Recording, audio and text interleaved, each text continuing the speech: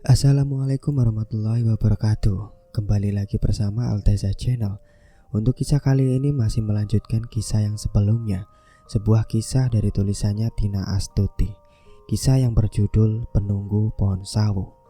Dan sebelum lanjut ke ceritanya, tekan dulu tombol like dan subscribe-nya.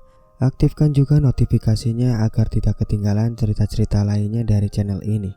Dan seperti apa ceritanya? Langsung saja kita masuk ke ceritanya. Si pengumura kewa dan kaya dan bila tetap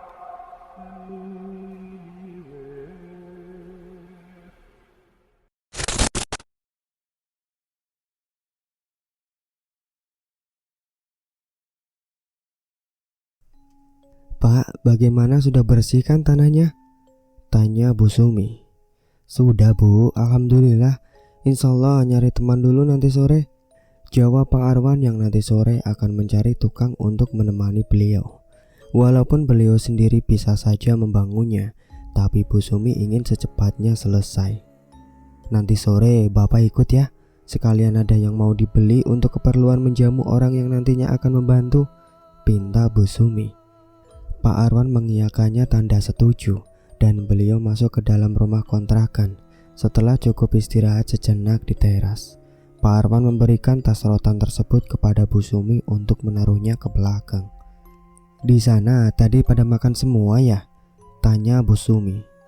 Tidak, paling 2 orang saja tadi yang makan di tempat, sisanya dibawa pulang termasuk Pak Wahid, jawab Pak Arwan. Mendengar penjelasan dari Pak Arwan, Bu Sumi segera hendak makan karena waktunya untuk makan siang. Saat Bu Sumi menyiapkan makanan, tiba-tiba Pak Arwan yang sehabis mandi juga ikut duduk di samping Bu Sumi. Loh, piringnya kok cuma 1 yang diambil? Buat Bapak mana? Tanya Pak Arwan. Bukannya Bapak juga tadi udah makan di sana ya? Tanya balik Bu Sumi. Pak Arwan menggelengkan kepalanya, lalu beliau teringat dengan nasi bungkus tadi pagi. Beliau bangkit untuk mengambil nasi bungkus yang berada di tas rotan itu. Nasi bungkus yang di dalam tas rotan mana Bu? Tanya Pak Arwan. Tidak ada nasi bungkus Pak, yang ada hanyalah piring dan gelas-gelas saja, jawab Bu Sumi. Tadi sebelum pulang Bapak ingat membawanya pulang Bu, dan memasukkannya ke dalam tas. Mana mungkin jatuh atau lupa, jelas Pak Arwan. Nasi bungkusnya masih utuh juga, sambung Pak Arwan. Bu Sumi mengernyitkan dahinya tampak bingung mendengarkan penjelasan suaminya. Sedari tadi membersihkan piring dan gelas ia tidak melihat ada sisa nasi bungkus. Memangnya nasi bungkusnya lauk apa Bu? Nasi kuning lauk telur Pak, jawab Bu Sumi yang mampu membuat Pak Arwan terkejut. Kenapa memangnya Pak? Tanya Bu Sumi memperhatikan suaminya yang diam saja. Kenapa Ibu tidak bilang sih kalau yang dibawa Bapak itu tadi pagi adalah nasi bungkus berupa nasi kuning dan lauk telur pula? Tanya Pak Arwan. Kan Bapak yang bilang sendiri kalau terserah saja mau masak apa. Maka Ibu masak nasi kuning telur rebus, jawab Bu Sumi membela diri.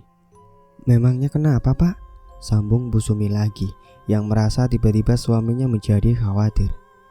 Pak Arwan diam saja. Beliau tidak menjelaskan apa dan kenapanya. Beliau hanya diam saja sambil menyuapkan nasi ke mulutnya. Dari penuturan beberapa warga dan juga kepercayaan orang desa, harus berhati-hati kalau membawa nasi kuning apalagi lauknya telur rebus. Mereka mempercayai kalau itu adalah kesukaannya makhluk gaib. Kalau kita membawanya ke hutan atau perjalanan jauh maka bisa membuat bahaya karena aromanya yang sangat harum tercium oleh makhluk yang tidak kasat mata. Kalau hanya untuk makan di rumah saja tidak masalah, tapi sebaiknya tidak untuk dibawa ke tengah hutan atau perjalanan jauh. Itu bisa menjadi mobil menjadi mogok dan hal-hal yang tidak diinginkan akan terjadi. Masakan daging pun aromanya juga sangat harum bagi makhluk gaib. Dari penuturan para warga, kalau mau pergi jauh membawa makanan harus ada syarat dan ketentuannya. Misalnya memasukkan bawang merah ataupun sirih selembar atau 2 lembar. Itu adalah cerita kepercayaan orang desa. Kalau tidak membawa syarat tersebut, bisa mengakibatkan makanannya cepat basi, dan yang lebih membahayakannya, terjadi hal-hal yang tidak diinginkan, seperti kecelakaan, apalagi kalau di perjalanan tanpa menawarkan makanan yang kita bawa, bisa hilang tiba-tiba. Besok-besok masaknya gak usah nasi kuning dan telur rebus lagi ya Bu, ikan dan oseng aja Bu, pinta Pak Arwan. Bu Sumi mengiyakannya, walaupun tidak mengerti apa alasannya. Setelah selesai makan bersama, tidak lama kedua anak beliau datang dan menceritakan bahwa mereka habis mendengarkan cerita-cerita seram di belakang rumah Bu Haji. Tidak ada Yan, mana mungkin ada ular sebesar batang pohon kelapa, jawab Bu Sumi mendengarkan Yanti yang sehabis diceritakan oleh teman-teman di sekolah. Beneran loh Bu, katanya ada yang pernah lihat ular sebesar itu, jawab Yanti serius. Itu hanya cerita dahulu kan, sudah lama itu, jelas Bu Sumi dan diiyakan oleh Pak Arwan. Yanti yang sedang serius-seriusnya bercerita malah dianggap ngawur dan tidak didengarkan. Bibirnya mencipi kesal saat ia bercerita tidak dipercaya. Sore harinya Pak Arwan dan Bu Sumi mencari tukang tambahan untuk membantu Pak Arwan. Setelah mendapatkan tukang yang bisa diajak dan setuju, maka rencananya besok pagi sudah mulai dibangun rumah yang berbahan dasar dari kayu. Rencananya Pak Arwan akan membuat 2 kamar tidur, ruang tamu sekaligus ruang keluarga dan dapur kecil. Sedangkan WC dan kamar mandi dibuat 1 ruangan saja. Pak Arwan yang sangat sibuk sore itu membeli papan dan tongkat-tongkat untuk dasarnya terlebih dahulu, yang akan rencananya besok pagi akan diantarkan. Keesokan harinya, sekitar jam 7 pagi, Pak Arwan sudah tiba di depan rumah Bu Haji untuk menunggu mobil pick up yang akan mengantarkan barang-barang. Setelah lumayan menunggu, akhirnya mobil yang membawa papan-papan tersebut datang bersama dengan datangnya Pak Yanto sebagai tukang tambahan yang akan nantinya membantu. Berhubung mobil pick up tidak bisa masuk ke dalam sana, maka beberapa warga juga ikut membantu untuk mengangkutkan papan serta tiang-tiang penyangga. Lumayan lama warga ikut bergotong royong karena jalanan yang cukup jauh ke dalam. Setelah selesai semua, lagi-lagi Pak Arwan berterima kasih kepada semua yang telah membantu beliau. Pak Arwan dan Pak Yanto langsung mendirikan tiang-tiang terlebih dahulu dan membuat pasak. Hari itu cukup untuk membuat rangka saja. Saat jam waktu siang tiba, Bu Sumi datang dengan membawa makanan dan juga minuman dingin. Perginya cuma sendiri Bu, tanya Pak Arwan. Iya, anak-anak tidak mau ikut, katanya masih takut untuk kesini, padahal sudah ibu jelaskan bahwa tidak rimbun dengan semak-semak belukar dan pepohonan, jawab Bu Sumi meletakkan tas rotan di atas papan yang masih menumpuk. Biarin saja Bu, nunggu selesai saja, ucap Pak Arwan yang lagi memanggil Pak Yanto untuk beristirahat dahulu karena sudah waktunya zuhur dan sehabis makan siang baru boleh pulang ke rumah sebentar untuk sholat dan istirahat, baru nantinya akan dilanjutkan kembali. Ini mah barangnya lengkap ya Pak, kalau dikira-kira nggak sampai sebulan udah selesai, ucap Pak Yanto sambil menemani minum teh. Mudah-mudahan saja uangnya cukup Pak, jawab Pak Arwan sembari membuka rantang. Bu Sumi memperhatikan sekeliling, yang kanan kiri tanah beliau masih rimbun dan banyak pepohonan yang tumbuh liar. Bu Sumi berjalan melihat-lihat tanah beliau yang sudah bersih dan terang. Walaupun sudah terang dan terkena pancaran matahari, tetap saja suasana berbeda, lebih dingin dan lembab. Saat sedang berada di bawah pohon sawo berbatasan dengan tanah milik beliau, tiba-tiba ada sedikit yang membuat beliau keheranan. Beberapa tetes darah terlihat di daun yang sudah kering. Nampak jelas beliau melihat darah itu, dan saat melihat ke atas, ternyata di dahan pohon sawo tersebut terdapat bangkai tikus yang berlumuran darah. Bagaimana bisa tikus mati di dahan? Apa mungkin ada ular yang membawanya? Batin Bu Sumi bertanya-tanya. Bu, ngapain bengong di situ? Teriak Pak Arwan mengejutkan Bu Sumi. Ini Pak, ada tikus mati di dahan, jawab Bu Sumi. Biarin aja Bu, jangan dijatuhkan.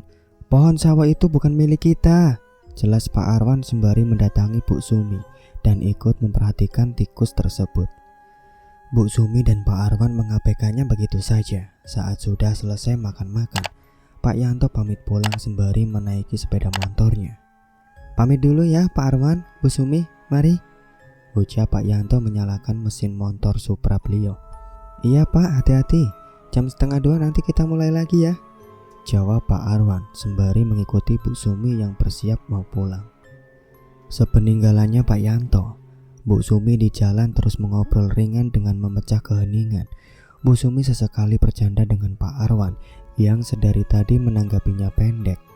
Di mana ya nantinya tetangga kita bikin rumah Pak? Tanah yang di sebelah mana ya kira-kira? Tanya Bu Sumi. Tidak tahu juga Bu, Bapak tidak menanyakan kepada Bu Haji kemarin, jawab Pak Arwan yang berjalan di belakang Bu Sumi. Semoga saja berdekatan dengan kita ya Pak, biar ada tetangga dekat, sambung Bu Sumi. Iya, Bapak juga harap bisa begitu nantinya, jawab Pak Arwan. Meskipun mereka tinggal sekeluarga, tapi kalau ada bahaya, maka tetangga terdekat tidak ada sama sekali. Tidak ada yang bisa dimintai tolong kalau ada sesuatu hal yang tidak diinginkan. Pak Arwan juga sedikit cemas dan merasa tidak nyaman kalau nantinya beliau akan pergi mengerjakan proyek yang lumayan jauh dan mengharuskan meninggalkan anak istri di hutan itu. Apalagi terkadang beliau bisa pulang seminggu sekali, bahkan hanya 1 bulan sekali saja. Saat sudah sampai di kontrakan, Bu Sumi segera menyiapkan makanan untuk kedua anaknya yang akan pulang sebentar lagi. Assalamualaikum, kami pulang, ucap Arum sumringah. Waalaikumsalam. Ganti baju dulu, cuci tangan dan kaki ya, baru boleh makan, titah Bu Sumi. Mereka berdua mengiyakannya, dan saat itu Bu Sumi memperhatikan kedua anaknya yang kini tampak menikmati makanan. Bu, gimana tadi bangun rumahnya? Tanya Yanti membuka obrolan. Berjalan dengan lancar, jawab Bu Sumi tersenyum. Tidak ada tanggapan lagi dari Yanti. Tiba-tiba Pak Arwan bertanya tentang di sekolah sekedar basa-basi untuk tidak membicarakan hal yang semakin membuat mereka menjadi ketakutan. Pak, kami berdua boleh tidak nanti sore lihat ke sana? Tanya Arum. Tidak usah, nanti saja toh rumahnya juga belum jadi, sahut Bu Sumi menolak. Iya Rum, nanti aja. Apa kamu sudah tidak takut lagi dengan kejadian waktu lalu pernah melihat hantu? Timpal Yanti. Arum hanya diam saja. Ia kembali menjadi takut, padahal sedari pagi ia memang mau ikut. Tapi lagi-lagi Yanti membuat trauma muncul kembali. Pak, apa nanti sore minta dibawakan es sirup? Tanya Bu Sumi. Boleh Bu, sekalian gorengan juga ya, jawab Pak Arwan menambahkan. Jam menunjukkan pukul 1:30 siang. Pak Arwan bergegas memakai baju kulit beliau dan secepatnya pergi dengan menenteng galon kecil serta kue kering. Sebelum sampai di pembangunan rumah, beliau sempat mampir ke warung yang tidak jauh dari kontrakan beliau. Bu Imah, nanti saya pesan gorengan 10 biji ya. Ini uangnya, nanti istri saya yang mengambilnya 2:30, ucap Pak Arwan sembari menyerahkan uang. Baik Pak, jawab Bu Imah mengacungkan jempolnya. Sebelum beliau ingin melanjutkan perjalanan, tiba-tiba beliau teringat sesuatu yang lupa dibawa, yaitu berupa topi untuk menutupi kepala beliau agar sedikit mengurangi sengatan matahari. Pak Arwan cepat-cepat pulang ke rumah dan juga sempat berbincang dengan Bu Sumi kalau pesanan gorengan sudah dibayar. Pak Arwan melangkahkan kakinya lebar-lebar, takut kedahuluan sama Pak Yanto seorang diri. Benar saja, terlihat motor Supra yang terparkir dari samping jalan sudah ada di sana. Pak Arwan meletakkan barang bawaan sembari mencari Pak Yanto yang tidak kelihatan. Sekelebat bayangan terlihat dari kejauhan. Pak Arwan cepat menyusul dan benar saja Pak Yanto seperti sedang memperhatikan sesuatu. Pak Yanto ngapain? Ucap Pak Arwan tiba-tiba hingga membuat Pak Yanto terkejut sambil memegangi dadanya. Astagfirullahaladzim, pakik beliau. Itu tadi loh, saya lihat seperti ada orang. Tak kirain sampean Pak sedang berjongkok, jelas Pak Yanto. Terus siapa? Tanya Pak Arwan. Enggak tahu Pak, karena membelakangi saya. Tak kirain itu sampean loh Pak, jawab Pak Yanto kembali melanjutkan pekerjaan. Memangnya orangnya pakai baju hitam juga? Tanya Pak Arwan penasaran. Pak Yanto tidak menjawab lagi. Beliau hanya menanggapi dengan jawaban tidak tahu. Tapi wajah beliau terlihat bias karena takut. Beliau sengaja membuat wajah dengan biasa-biasa saja. Saat sore hari tiba dan pekerjaan sudah waktunya terhenti, Pak Arwan dan Pak Yanto beristirahat sejenak baru akan pulang. Pak, kalau tinggal di sini, kalau bisa anak istri jangan ditinggal, Pak, ucap Pak Yanto memperingati. Saya pun juga maunya begitu, Pak. Tapi pekerjaan saja memang kuliah atau tukang, jawab Pak Arwan terlihat murung. Memangnya kenapa, Pak? Sampean kok tiba-tiba memberi peringatan begitu? Tanya Pak Arwan terkekeh. Pak Yanto diam sejenak seperti berpikir mau menjawab yang bagaimana. Saat siang hari saja makhluk itu menampakkan dirinya, apalagi kalau malam, Pak. Belum sempat Pak Yanto melanjutkan ucapannya, tiba-tiba beliau merasakan seperti sedang ada yang memperhatikan dari jauh. Maksudnya apa, Pak? Tanya Pak Arwan. Belum sempat Pak Yanto menjawab pertanyaannya, tiba-tiba suara dahan yang seperti digoyangkan dari jauh. Dan yang paling mengejutkan adalah saat beberapa monyet seperti sedang teriak-teriak saling bersahutan. Yang kebetulan tatapan monyet itu terus mengarah kepada Pak Arwan dan Pak Yanto. Ayo Pak, kita pulang saja, ucap Pak Yanto merasa tidak enak dan batal melanjutkan ucapan beliau. Iya ayo, jawab Pak Arwan sembari melihat jam kecil yang beliau bawa di dalam tasnya.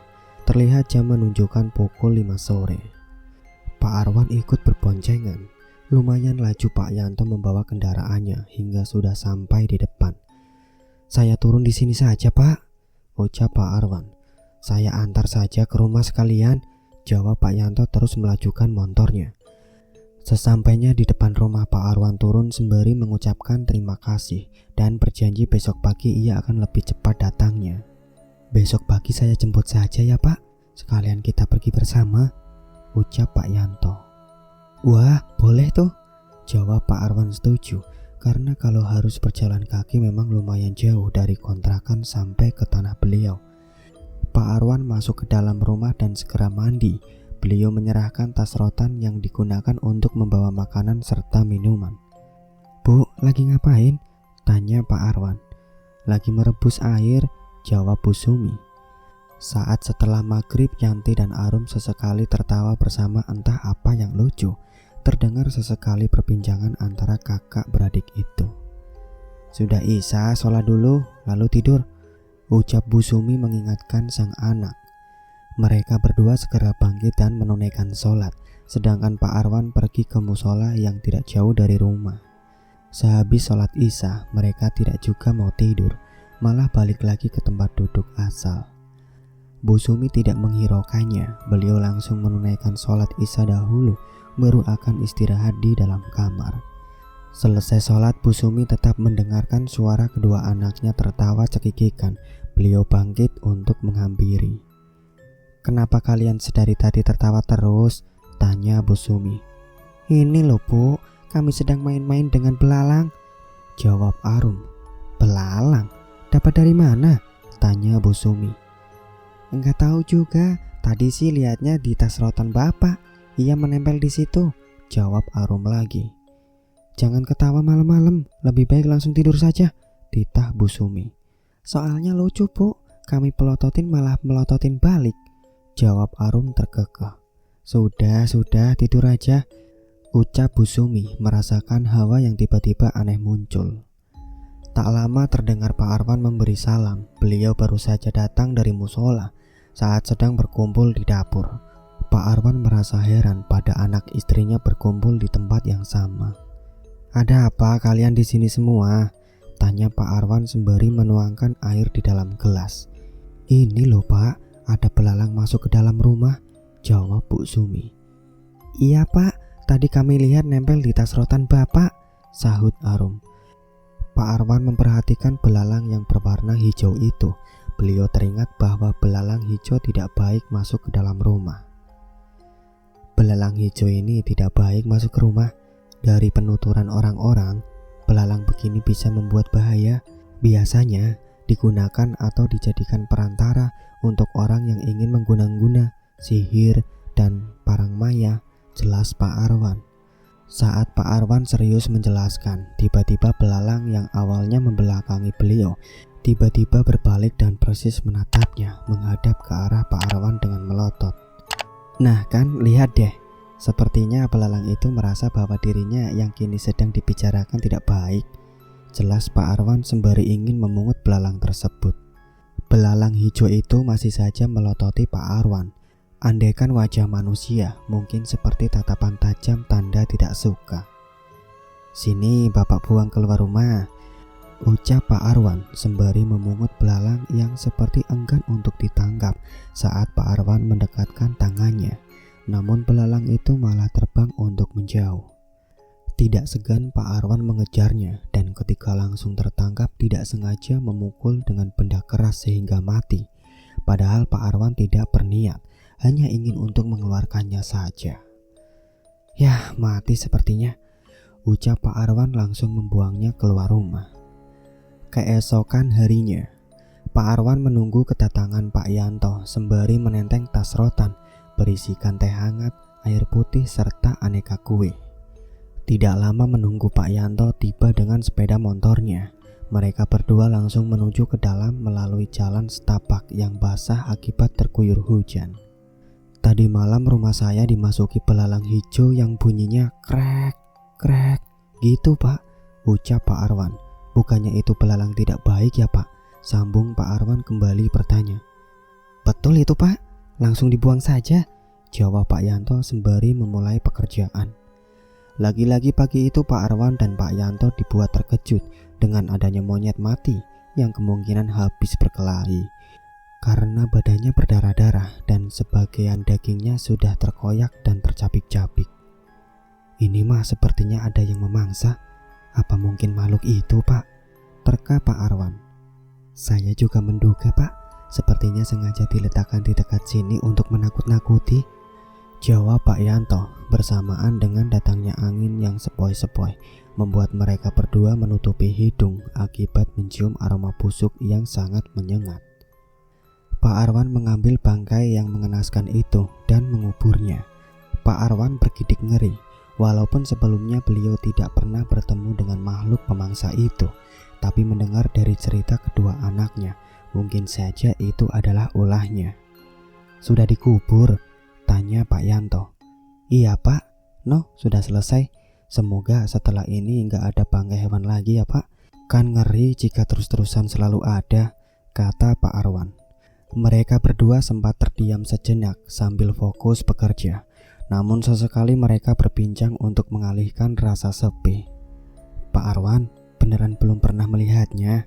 tanya Pak Yanto sambil berbincang-bincang membuka obrolan. "Tidak Pak, kalau bisa cukup mendengarkan ceritanya saja," jawab Pak Arwan sambil memaku papan. "Beberapa orang memang pernah melihatnya Pak, tapi hanya sekilas tanpa disengaja. Baru mendengar cerita kalau anak bapak yang langsung melihatnya di hadapan," jelas Pak Yanto. "Iya, kenapa mesti anak saya yang kebetulan nantinya akan tinggal di sini?" keluh Pak Arwan sambil bekerja. Dari cerita beberapa warga memang pernah melihatnya, tapi hanya dari belakang dan ada juga yang hanya melihat sekilas, lalu hilang tidak kelihatan lagi.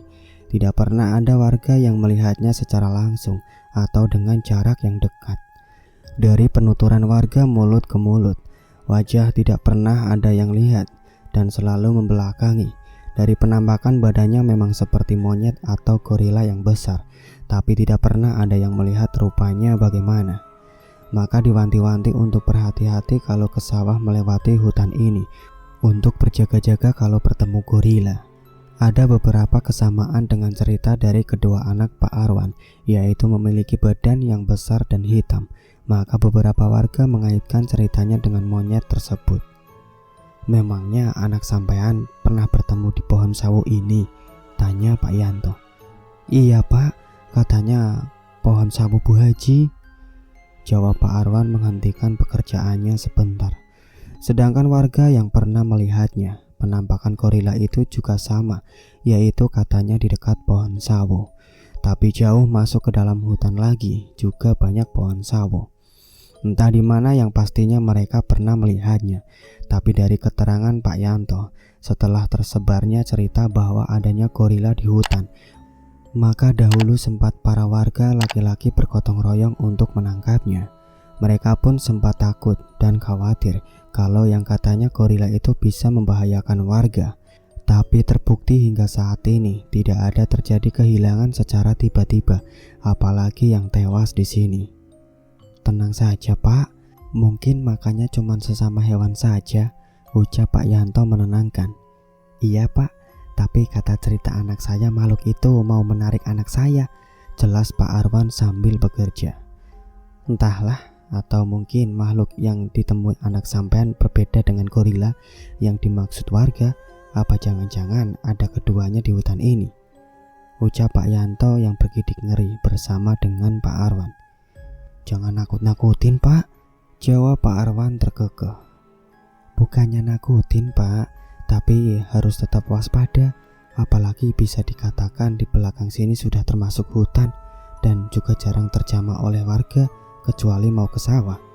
Jelas Pak Yanto istirahat sejenak sambil menuangkan air putih ke dalam gelas plastik dan menegaknya hingga tandas.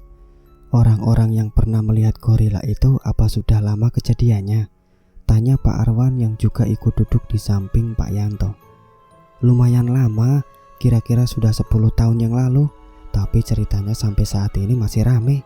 Sehabis itu tidak ada yang pernah melihatnya lagi, jawab Pak Yanto. Bisa jadi gorila itu sudah mati juga, sambung Pak Yanto. Terus yang sampean lihat kemarin itu apa? Apa gorila juga? Kalau iya berarti gorilanya belum mati dong, lanjut Pak Arwan. Pak Arwan bangkit dari duduknya dan kembali melanjutkan pekerjaan saat memergoki Pak Yanto kemarin yang tampaknya sangat serius. Padahal Pak Arwan tidak melihat apa-apa. Yang beliau lihat hanyalah pepohonan yang rindang dan suasana yang cukup gelap. Ya gorila juga, tapi jelas kelihatan wajahnya seperti manusia, tapi bukan manusia, jawab Pak Yanto serius. Gimana itu Pak? Tanya Pak Arwan sembari mendengarkan cerita yang katanya makhluk bernama Gerandong, dan ada juga yang mengatakan itu adalah makhluk gendruwo. Badannya memang besar, tapi bagian kakinya terlihat kecil dan berbadan tinggi. Wajahnya terlihat seperti manusia, tapi kayak monyet juga, sambung Pak Yanto. Bermacam-macam cerita yang didengar, dan ada banyak yang berspekulasi bahwa itu adalah makhluk jadi-jadian penunggu pohon sawo. Nah mungkin makhluk itu yang kemarin ditemui putri saya Pak. Apa makhluk itu berambut panjang? Tanya balik Pak Arwan serius sembari menghentikan pekerjaannya sebentar. Kalau nggak salah iya Pak. Berhubung saya tidak pernah melihat sebelumnya, bisa dikatakan itu makhluk jadi-jadian, jelas Pak Yanto membenarkan. Kalau saya berpendapat itu makhluk gaib Pak, ucap Pak Arwan juga. Bisa jadi juga itu Pak, tapi menurut saya aneh. Kenapa makhluk itu menampakkan diri di siang hari? Ungkap Pak Yanto.